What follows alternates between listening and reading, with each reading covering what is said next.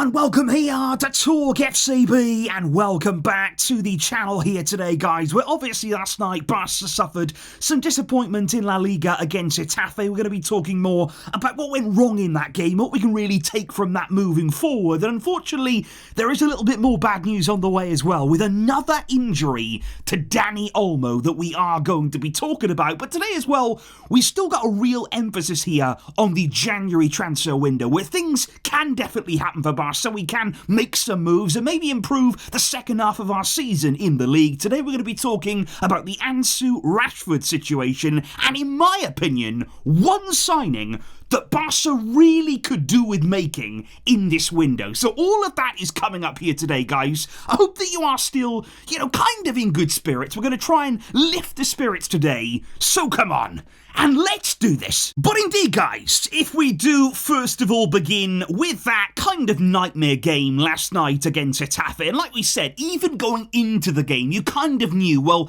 this is not going to be fun. I mean, when we scored early, I was very excited because I thought, okay, we've got our goal now. If we can just somehow sort of tempt Getafe out, hit them on the break, get a second goal, that's the game for us. We didn't need it to be really entertaining. We didn't need it to be a big 5-goal scoreline. I was simply looking yesterday for us to wrap up the points, get out of there with the win, and keep that momentum going. But of course, after Koundé's early goal, just 9 minutes into the game, and that, by the way, very, very well worked goal there. Again, Pedri at the beating heart of it. Koundé making some excellent runs, getting into great positions and scoring here in back-to-back games. That was a really, really nice moment.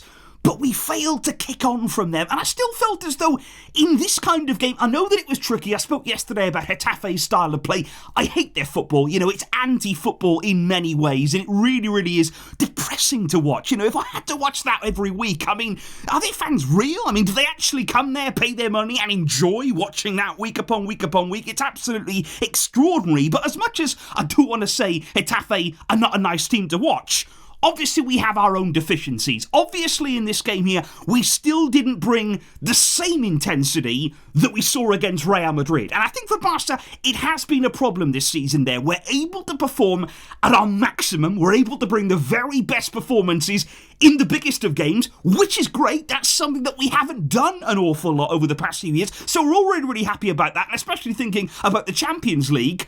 But in terms of the league, in terms of bringing consistent performances to the table, we have struggled to find that same energy, that same level of performance week upon week upon week, and every 3 days, of course, that you somehow have to do in La Liga to ultimately end up winning it. And right now, we're well back in the league. We are well off the pace there of Real, of Atleti. That is frustrating. That is annoying. It's not where we feel we should be, but at the end of the day, it's kind of where we deserve to be in many ways. The table does not lie, because even over the past few games in La Liga, it's not been good. The results have simply not been there for Barca. As well as we played in the cup matches, as well as we started this year, we have not been able to pick up the amount of points that are required. And again, even yesterday, you're looking at the chances. You are looking for the opportunities in front of goal. We had them. They were there for us again in this game, and it's opportunities like that that come back to haunt you in a league season, because it's really strange with Barca. We had there, in the last 2 games against Real Madrid and Real Betis,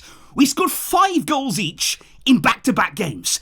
And in those games, guys, in front of goal, everything we struck was turning to goal. The finishing was electric. We were incredibly clinical. The moves were so sweeping and brilliant. It was absolutely amazing to watch. And then the thing about Barca this season is you go from that level of finishing to nothing, to we can't score. In yesterday's game, massive chances right in front of goal there for players who should be doing better, and that is why, we've missed 19 more big chances in La Liga this season than Real Madrid and Atletico Madrid. 19 more big chances missed. Those could have been goals. They could have been vital points for us.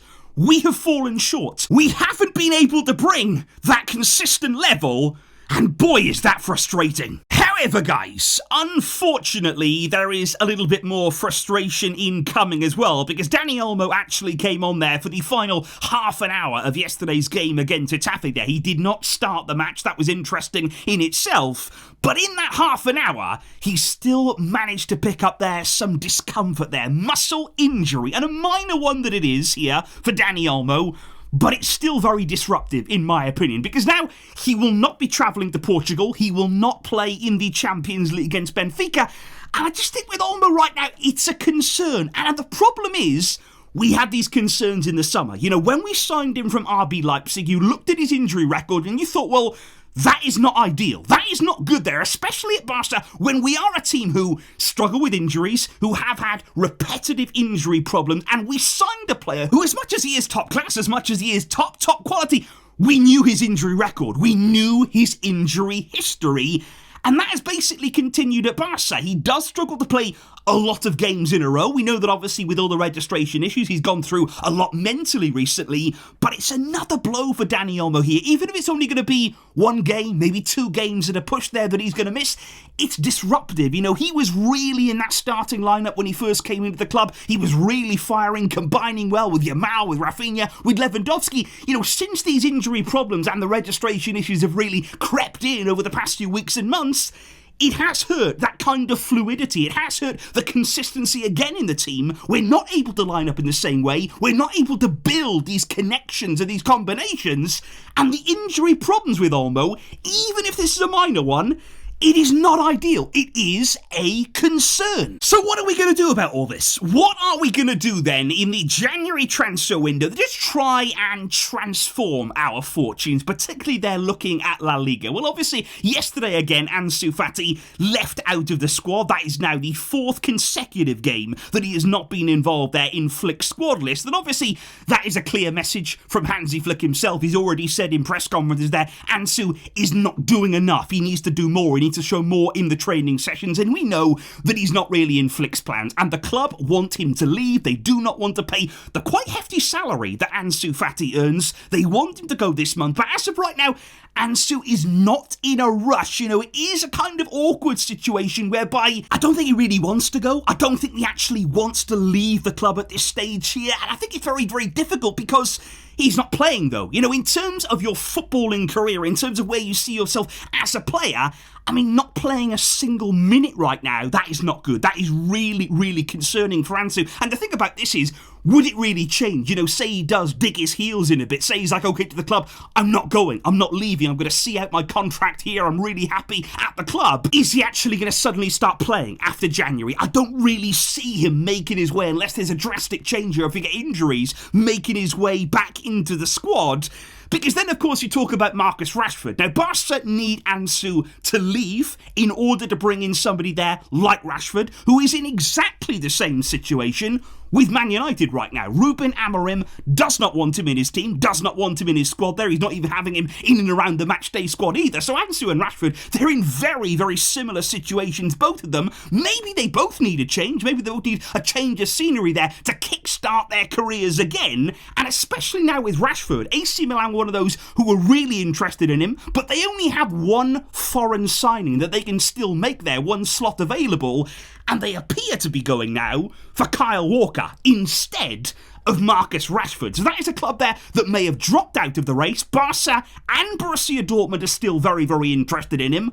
But is Rashford the guy that's going to help us in the second half of the season here? Is Rashford the player that really ticks the boxes for the kind of profile that we're crying out for? Because I would like to just talk here and just suggest a different direction for Barca. You know, Rashford, whatever. You know, whatever the club want to do on that, it's going to happen. There's nothing really that we can do about it. But can I just make a suggestion here about an outright number 9? Now, I know that Rashford can play there. Lots of players, you know, can play in the central area.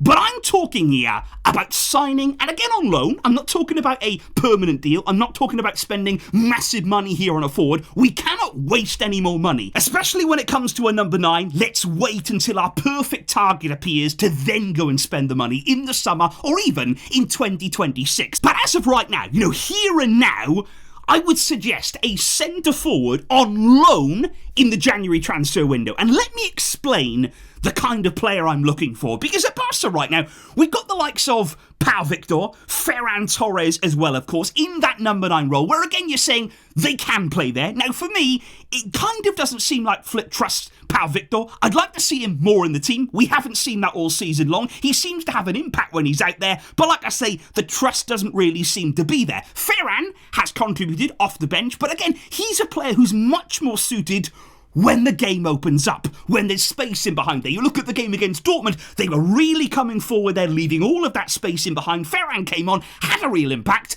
but it was in a very open game. Now, my question is, what happens in games like yesterday? What happens there against the majority of the teams that we face in La Liga, where we've dropped points there? Leganes, Las Palmas. What happens against these teams when there is no space in behind? We're coming up against deep blocks. We do not have the answers. Which is why when you're looking at bringing players in on loan deals here, operating in the January window, in my opinion, the January window should be an impact signing. Somebody who could come in and ultimately give you something you don't have. A different kind of look. A different kind of player there who can just open things up. Who can actually see things differently with. So I would actually suggest here signing a wild card in January. Some kind of number 9 who could come in and give us that different look. Either to use instead of Lewandowski, they're replacing one for another, having a different kind of go at it. Or, in a situation like yesterday, there is even the possibility against these really, really deep blocks, you actually use 2 number 9s alongside each other. Because I would look at the January transfer window, for example, when we signed Aubameyang on loan. Now, that was absolutely revolutionary for our season. It was a risk that we took on. It was a gamble there that we made, but we went out and we signed him. And it was a massive deal for us. It really did transform our fortunes. He was a massive, massive player. He scored massive goals. And again, it's a player that we were able to sign, a top one, on a loan deal. But I'd even look aside from that, because maybe that kind of deal was a one-off. Maybe you don't really pick up players like Aubameyang on loan.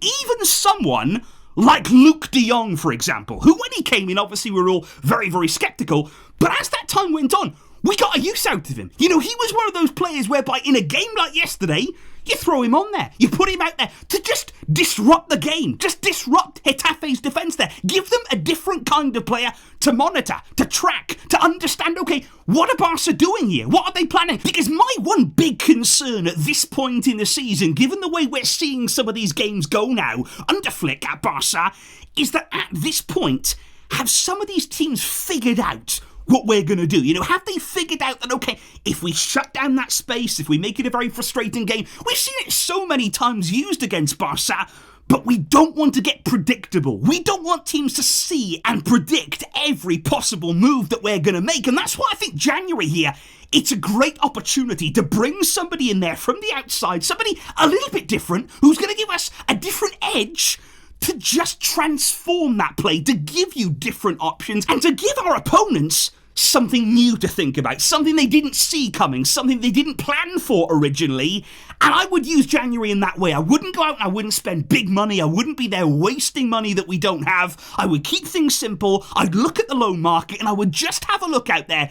Is there a number 9? Is there the kind of profile that could come in and give us that different kind of option, a wild card from the outside to help transform our league fortunes in the difficult, scrappy games against teams towards the bottom of the league, guys? So let me know, do you agree with that? Can you maybe see where I'm coming from right now? Do you think that we need something a little bit different in those really horrible games that we faced recently? And my question, big one to you, would be, is there anybody that you can think of that maybe matches that kind of profile? Somebody that springs to mind, maybe, who wants a move, that may be looking to move on in January on loan, or something might be possible? Do let me know any of your suggestions down below, any suggestions you have for the January transfer window. And let's hope here that Barca can improve in La Liga, because honestly, we really, really will need to. Let me know your thoughts down below, guys. I will see you very soon indeed. We'll be building up soon to the Champions League against Benfica.